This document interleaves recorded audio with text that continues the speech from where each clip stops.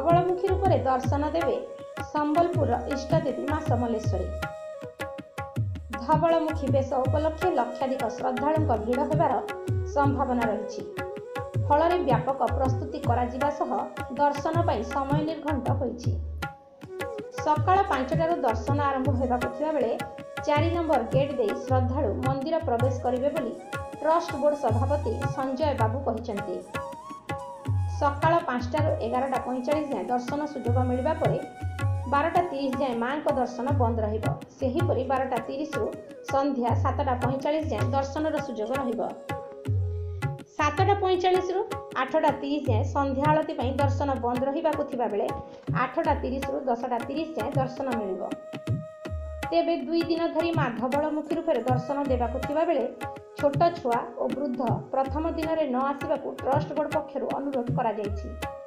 सेहीपरि श्रद्धालुଙ୍କ भोग मां पाखरे लागि हेबो हेले आउ लागि हेला परे सेही भोग पाई परिबे नाही, बरं मंदिर प्रशासन पक्षर भोग बंटन हेबो बोली सूचना रही।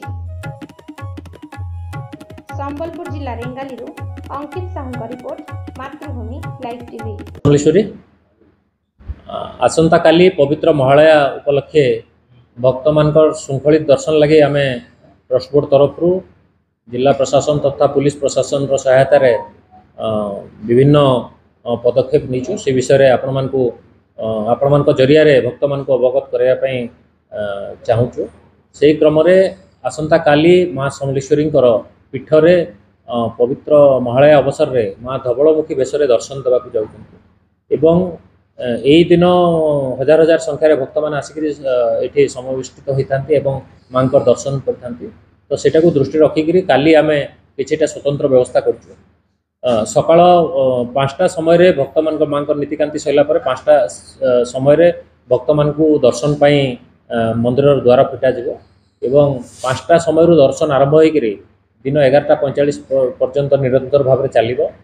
11:45 रु 12:30 पर्यंत माँ दर्शन बंद रन्नभोग लगे एवं 12:30 रु संध्या 7:45 पर्यंत पुणी दर्शन चालू एवं 7:45 रु 8:30 पर्यंत संध्या आलती दर्शन बंद एवं राति 10:30 पर्यंत दर्शन सुजोग भक्त मैंने पाइपर।